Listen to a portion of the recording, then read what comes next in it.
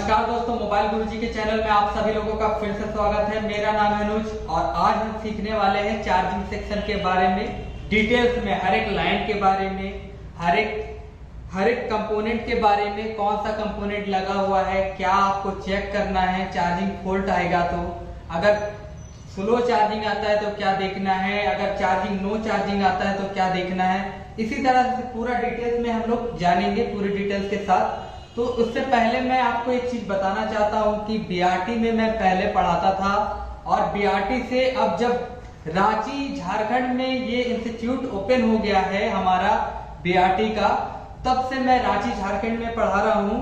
तो आपको मैं इंस्टीट्यूट भी दिखाऊंगा। उससे पहले एक मैं जानकारी देना चाहता हूं कि आप क्या क्या सीखेंगे यहाँ, और कहीं भी आप जाए तो आपको ये जानना जरूरी होता है कि आप क्या सीखने वाले हैं वहाँ। सबसे पहले हम बात कर लेंगे कंपोनेंट के बारे में। तो कंपोनेंट में आप जानते ही हैं 4 कंपोनेंट होते हैं हमारे, रजिस्टर, कॉइल, डायोड, कैपेसिटर और एक क्रिस्टल, जो उसके बारे में भी जानकारी आपको यहाँ दी जाएगी। उसके बाद हम ऑल कंपोनेंट चेकिंग के कैसे करना है, कैसे उसे चेक करना है, अच्छा है, खराब है, क्या है, तो उसके बारे में भी डिटेल में जान। आप यहाँ बेसिक से लेके एडवांस लेवल तक आप चीप लेवल ट्रेनिंग सीख सकते हैं, चीप लेवल ट्रेनिंग ले सकते हैं, और यहाँ आपको सिखाया जाएगा मोबाइल से रिपेयरिंग के बारे में। तो सबसे पहले हम, जैसा कि बताया मैंने कि कॉइल, कैपेसिटर, डायोड, रजिस्टर और क्रिस्टल, इसके बारे में सारी जानकारी दी जाएगी। क्या है ये, क्या कैसा दिखता है, क्या काम करता है, ये खराब होगा तो क्या दिखेगा मल्टीमीटर में, और क्या अच्छा होगा तो क्या दिखेगा मल्टीमीटर में, सारी जानकारी हम डिटेल्स में बात करेंगे क्लास के दौरान। तो उसी तरह से ऑल कंपोनेंट को चेक करना हमारा कंप्लीट करना। उसके बाद हम क्या बताएंगे आपको, बेसिक नॉलेज में जैसे आता है आपका पैरेलल, सीरीज क्या है, प्लस माइनस क्या है, ग्राउंड क्या है, सारी बेसिक सी जानकारी आपको दी जाएगी बेसिक नॉलेज में। उसके बाद मल्टीमीटर पे हम बात करेंगे। मल्टीमीटर बहुत कोई को आसान लगता है दोस्तों, और मल्टीमीटर सिर्फ बोलते हैं कि आसान है, बीप मोड यूज कर लेते हैं, लेकिन सबसे बड़ा मेन रोल मल्टीमीटर का होता है। मल्टीमीटर को डिटेल्स में जानना आपके लिए बहुत जरूरी है। तो इसी तरह से हम लोग यहाँ 4 से 5 मोड को अच्छी तरह से सीखेंगे और अच्छी जानकारी रखेंगे कि हम कौन सा फॉल्ट और कौन सा सिचुएशन में कौन सा मोड यूज करें। ये आपको जानकारी बहुत अच्छे से होना चाहिए, क्योंकि मल्टीमीटर जब तक कि आपको क्लियर नहीं होगा तब तक आप मोबाइल रिपेयर नहीं कर सकते हैं। ठीक है। उसके बाद हम देखिए यहाँ पैरेलल सीरीज भी लिखा हुआ है थर्ड में। ठीक है। उसके इसमें ही हम समझेंगे माइनस प्लस क्या होता है, ग्राउंड क्या होता है, सारे डिटेल्स में बात करेंगे, और कौन सा कंपोनेंट पैरेलल में लगा होता है, कौन सा कंपोनेंट सीरीज में लगा होता है, तो सारा डिटेल्स में हम जानकारी लेंगे। उसके बाद हम जानेंगे पावर रेल एक ऐसा लाइन है जो आपको दर्शाएगा, जो मैं क्लास के दौरान आपको बताऊंगा, कि वो दर्शाएगा आपको कि आपकी एक वोल्टेज कैसे दूसरे आईसी पे जाती है, और कौन सा वोल्टेज आउटपुट निकलता है, और कौन सा वोल्टेज आउटपुट कहाँ जाता है। तो इसी तरह से पूरा डिटेल्स में आपको यहाँ जानकारी मिलेगा पूरे मदरबोर्ड का, पूरा पीसीबी का, हर एक लाइन के बारे में आपको जानकारी दी जाएगी। कौन कौन सी मेन लाइन है वो आपको जानकारी पूरा डिटेल्स में दी जाएगी। उसके बाद देखिए पावर रेल में एक होता है कि बहुत कोई बताते हैं ओल्ड मॉडल, जैसे कीपैड फोन का बता देंगे कि ऐसे ऐसे था, बैटरी कनेक्टर से ये चार्जिंग आईसी में जाता था लाइन ऐसे। तो हम यहाँ आपको बताने वाले हैं ओल्ड और न्यू और लेटेस्ट मॉडल। तो आपको ये जानकारी तीनों अगर आपके पास जानकारी होगा तो आपको आसानी हो जाएगी फोन बनाने में, चाहे वो कीपैड हो या एंड्रॉयड हो या अभी का लेटेस्ट फोन हो। तो इस तरह से मैं सिखाऊंगा कि आपको फ्यूचर में कोई भी फोन आएगा तो आप उसको इजीली बना लेंगे और आसानी से रिपेयर कर लेंगे, क्योंकि मैं आपको सिर्फ एक फोन बनाना नहीं सिखाऊंगा, यहाँ आप हर एक फोन बना सकते हैं ऐसा सिखाऊंगा। ठीक है। उसके बाद आईसी काम कैसे करता है ये भी जानकारी आपको यहाँ मिलेगी। एक आईसी है, उसकी वर्किंग प्रोसेस क्या है, वो काम कैसे करेगी, ये भी आपको जानकारी डिटेल्स में देखने को मिलेगा, सीखने को मिलेगा। उसके बाद हम ट्रेसिंग सीखेंगे। ट्रेसिंग बहुत कोई को दिक्कत होता है ट्रेसिंग में, बहुत कोई पूछते हैं ट्रेसिंग कैसे करें, ट्रेसिंग नहीं आता है, तो बहुत ही आसान है। उसके बाद देखिए यहाँ सॉर्टिंग है। सॉर्टिंग ओपन लीकेज सारा डिटेल्स में बात होगा यहाँ। प्राइमरी सेकेंडरी कहाँ कहाँ सॉर्टिंग होती है ये सारा डिटेल्स में, जैसे कि मैंने यहाँ लिखा है सॉर्टिंग प्राइमरी और सेकेंडरी लाइन। फिर एक सॉर्टिंग तो हो गया ओपन लाइन, जो बहुत कोई नहीं सिखाते ओपन लाइन क्या है।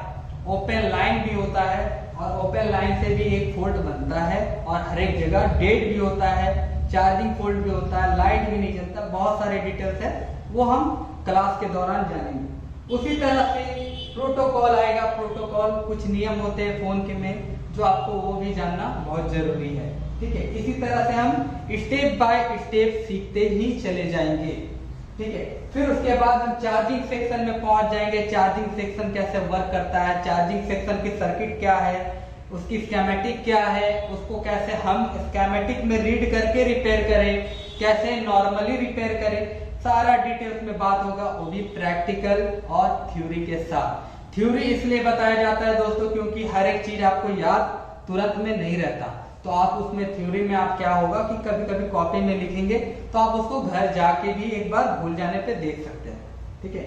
उसके बाद हम जानेंगे लाइट सेक्शन के बारे में। लाइट सेक्शन फॉल्ट आता है तो आपको जैसे कि कभी लाइट चलता है कभी बंद हो जाता है, तो कैसे ठीक करें, लाइट कम आ रही है तो कैसे ठीक करें, लाइट नहीं जल रहा है तो कैसे ठीक करें, स्कीमेटिक को देख के कैसे ठीक करें, बिना स्कीमेटिक का कैसे ठीक करें। तो एक ऐसे इस तरह से हम बेसिक से एडवांस लेवल की तरफ बढ़ते जाएंगे।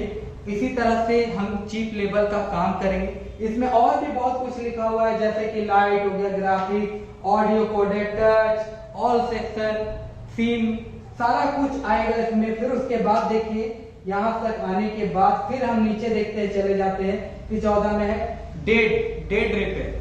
डेड रिपेयर भी बहुत कोई को बहुत ही मुश्किल होता है डेड बनाना, डेड फोन की, जैसे कि डीसी पावर की रीडिंग, जैसे सॉर्टिंग में क्या आएगा, लीकेज में क्या आएगा, डेड में क्या आएगा, तो सारा रीडिंग भी आपको यहाँ दिया जाएगा और सिखाया जाएगा हर एक चीज डिटेल्स में। उसके बाद है नीचे नेटवर्क सेक्शन। नेटवर्क सेक्शन भी बहुत ही हार्ड है बनाने में, तो इसी तरह से आपको ऐसा सिखाया जाएगा कि आप कोई भी फोन का नेटवर्क आसानी से बना सकते हैं और उसको आप कैसे चेक करेंगे स्टेप बाय स्टेप, सारा कुछ डिटेल्स में हम यहाँ सिखाएंगे, ठीक है। उसके बाद देखिए कि बहुत कोई को दिक्कत होती है कि वोल्टेज कितना आना चाहिए नेटवर्क सेक्शन में, चार्जिंग आईसी के पास कितना वोल्टेज आना चाहिए, पावर आईसी के पास कितना वोल्टेज आना चाहिए, या फिर टच के पास कितना वोल्ट आना चाहिए, या फिर सिम के पास कितना वोल्टेज आना चाहिए। तो ये सब चीज भी आपको यहाँ सिखाया जाएगा और आपको याद कराया जाएगा और आपको खुद से कराया भी जाएगा वोल्टेज चेक कि आप यहाँ वोल्टेज चेक करिए, आपको इतना वोल्टेज मिलेगा। आप यहाँ जब वोल्टेज चेक करेंगे तो आपको खुद ब खुद समझ में आने लगेगा कि इस सेक्शन में कितना वोल्ट आना चाहिए और इस सेक्शन में कितना वोल्ट आना चाहिए। उसी तरह से हम करते जाएंगे सारा, जैसे फॉल्ट फाइंडिंग सभी चीज आ जाएगी। इसमें तो मैंने इस बोर्ड पे जो भी बना अभी लिख दिया, लेकिन अभी ये तो छोटा सा बस डेमो था, समझ लीजिए। आगे बहुत कुछ आपको सीखने को मिलेगा यहाँ।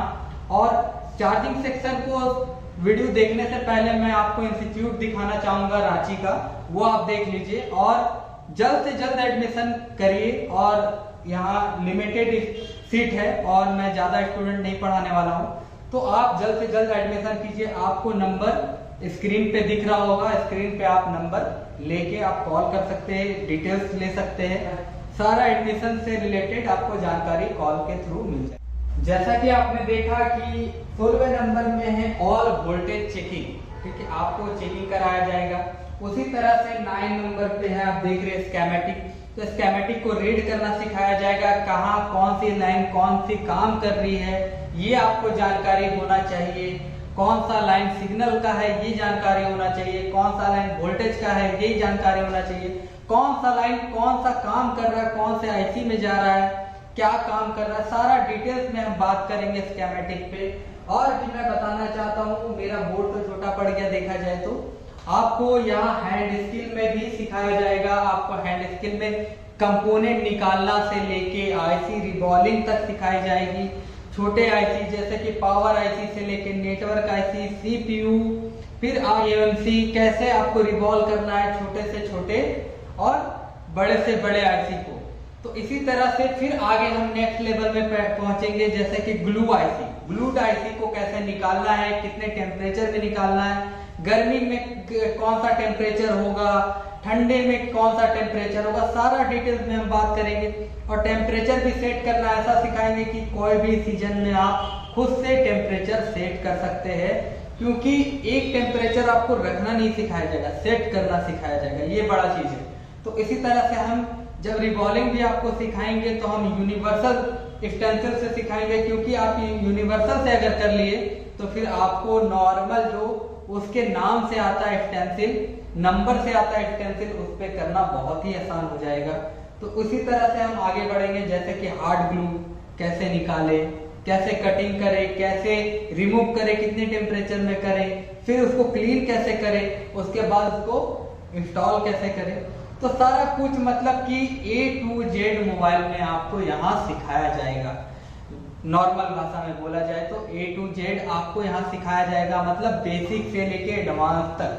तो आप जल्द से जल्द कॉल करें, लिमिटेड सीट है। चलिए मैं आपको इंस्टीट्यूट दिखाता हूँ।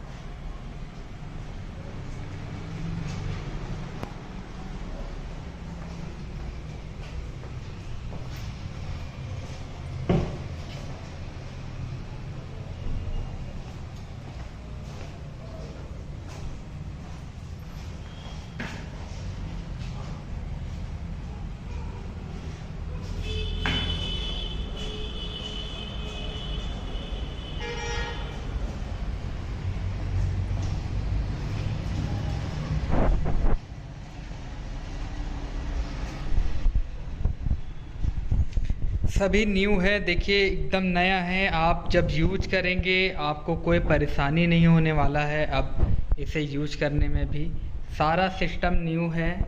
और माइक्रोस्कोप भी आप देख रहे हैं, बाबा का AM102 है, जो आप यूज करेंगे तो आपको सर में हेडेक भी नहीं होगा। और बहुत ही अच्छा माइक्रोस्कोप यहाँ आपको देखने को मिलेगा और साथ ही सीखने को मिलेगा यहाँ, और आप अच्छे से ट्रेनिंग ले, यही शुभकामना है आप सभी के लिए।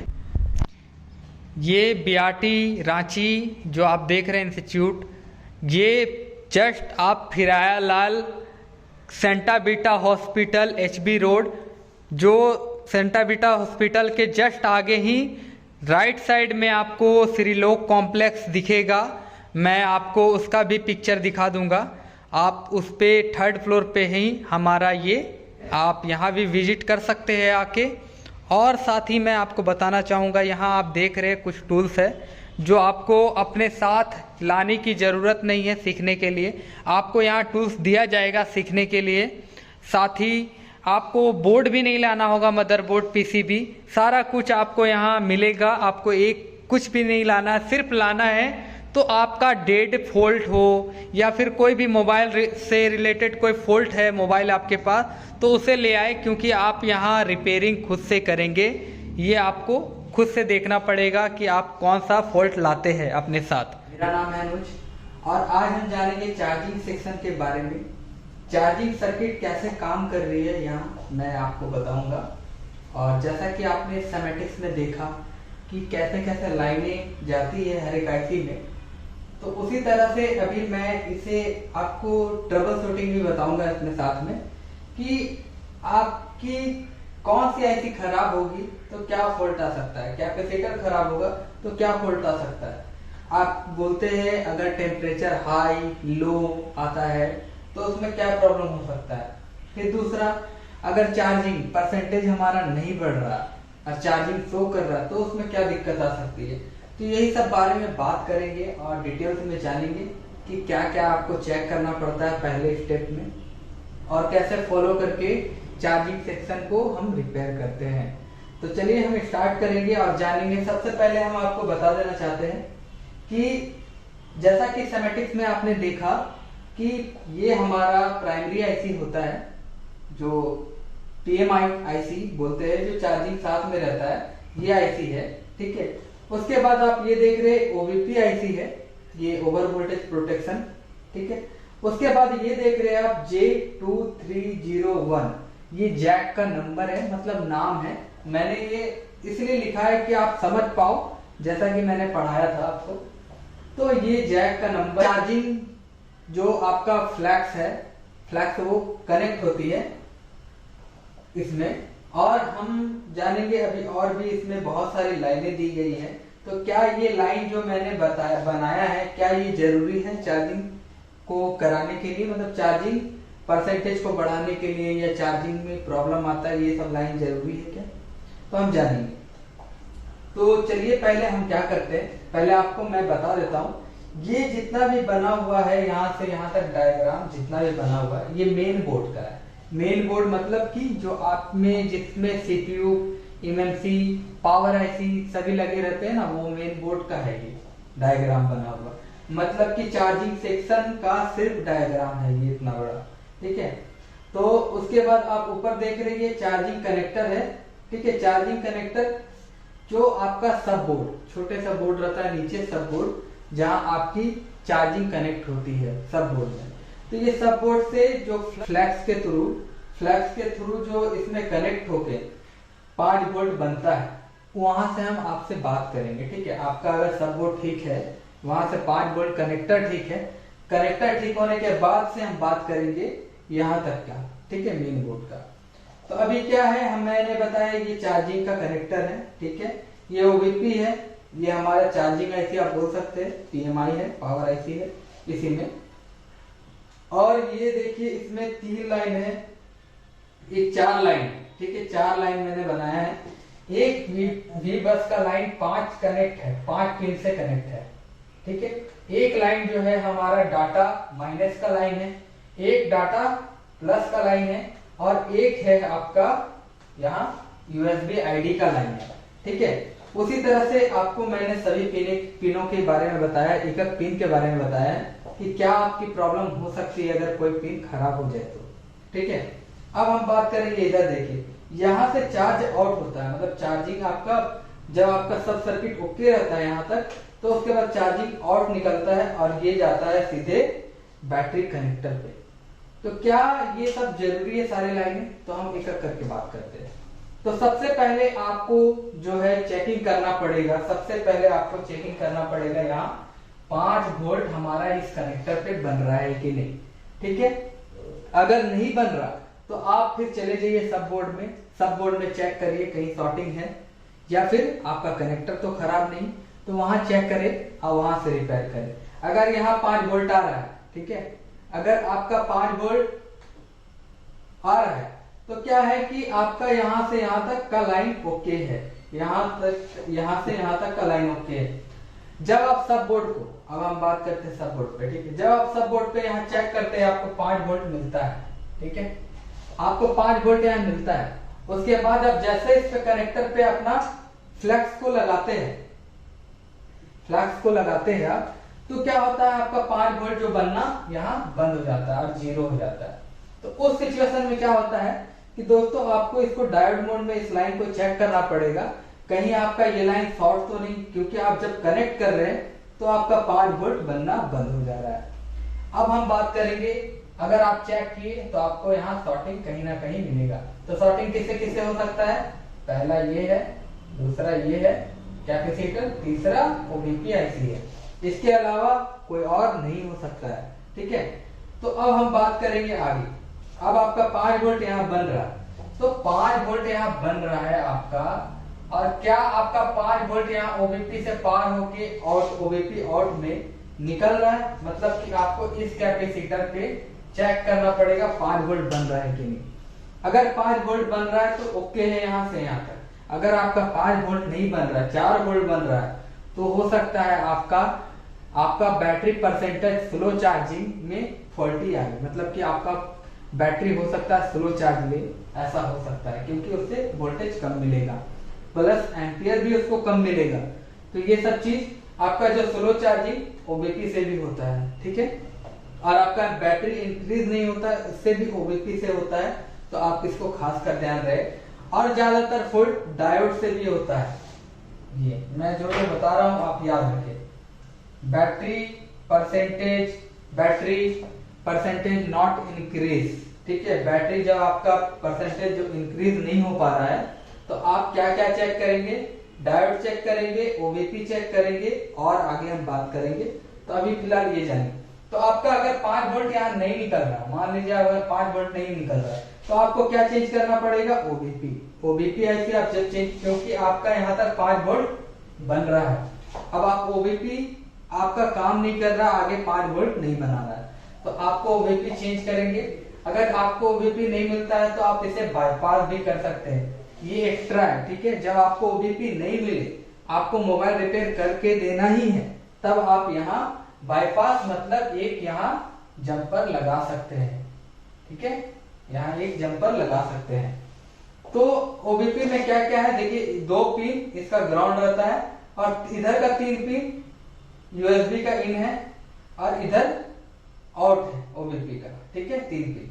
तो इसमें सिर्फ इन और आउट है, तो इसको हम बाईपास कर सकते हैं, ठीक है। अब हम बात करेंगे आगे। अब क्या ये अगर आपका 5 वोल्ट बन रहा है, नहीं बन रहा है, मैंने बोला यहाँ, तो आपने क्या किया, ओबीपी चेंज किया। तो आप उससे पहले क्या कीजिए, एक बार 5 वोल्ट नहीं बन रहा है तो उससे पहले ये लाइन को आप चेक करिए कहीं शॉर्ट तो नहीं। अगर आपका लाइन शॉर्ट होगा तो ये 5 वोल्ट नहीं बनेगा, ठीक है। अगर आपका शॉर्ट नहीं है, फिर भी 5 वोल्ट नहीं बन रहा है, तो 100% आप ओबीपी चेंज करिए या बाईपास करिए, आपका वोल्टेज 100% बनेगा, ठीक है। अब हम आगे बढ़ते हैं। अब 5 वोल्ट बनने के बाद ये आईसी में इन होता है, 5 वोल्ट आपका आईसी में इन होता है। 5 वोल्ट इन होने के बाद यहाँ से एक 5 वोल्ट का ही लाइन को ये लेकर वही आईसी खुद इसे सेंस करता है, इसे सेंस करता है यूएसबी सेंस के नाम से इसे हम जानते हैं, यूएसबी सेंस। वो सेंस करता है कि यूएसबी लग चुका है, ठीक है। अब उसके बाद हम बात करते हैं। ये तो 5 वोल्ट बन गया, ठीक है। अब क्या है, ये 5 वोल्ट सिर्फ बन जाने से हमारा मोबाइल चार्ज हो जाएगा? जी नहीं, आपको इसमें देखिए डाटा माइनस, डाटा प्लस, ठीक है, और यूएसबी आईडी। अगर जब तक कि आपका ये यूएसबी आईडी मतलब यूएसबी आइडेंटिफाई नहीं करेगा, तब तक कि आपका ये सर्किट काम नहीं करेगा।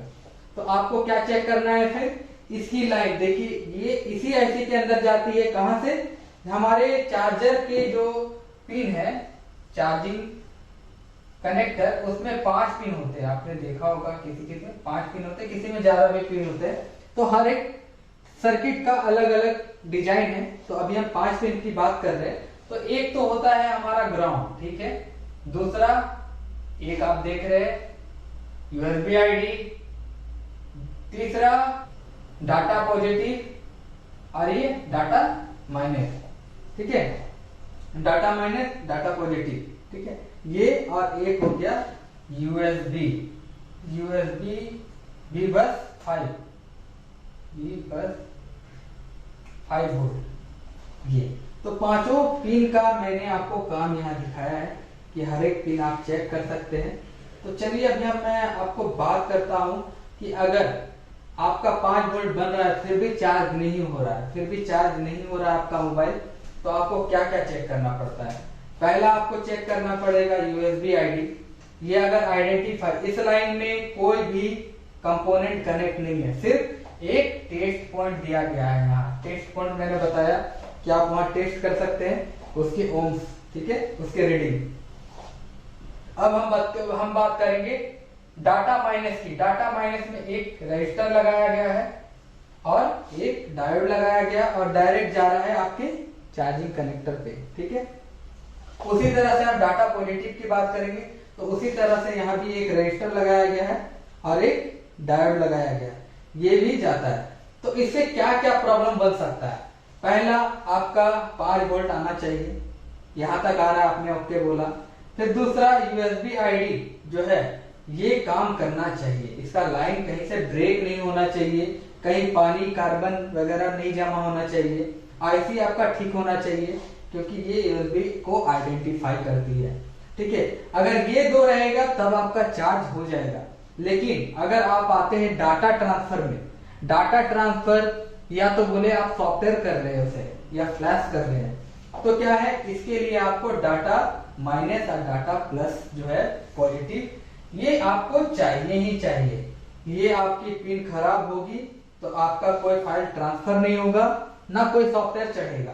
तो ये फाइल के लिए ये डाटा माइनस और डाटा प्लस चाहिए। ठीक है, अब हम बात करते हैं, अगर ये सब अच्छा है फिर भी अगर मोबाइल चार्ज नहीं हो रहा है तो क्या है कि इंक्रीज नहीं हो रहा है हमारा। ठीक है, इंक्रीज नहीं हो रहा है तो क्या करेंगे हम इंक्रीज में फिर हम यहाँ एक रजिस्टर आप देख रहे हैं जो 0 ohms का होता है, ये रजिस्टर भी खराब होने से आपका बैटरी परसेंटेज नहीं बढ़ता है, याद रखें। ये कौन सी लाइन में है, आपकी बैटरी की पॉजिटिव लाइन पे है।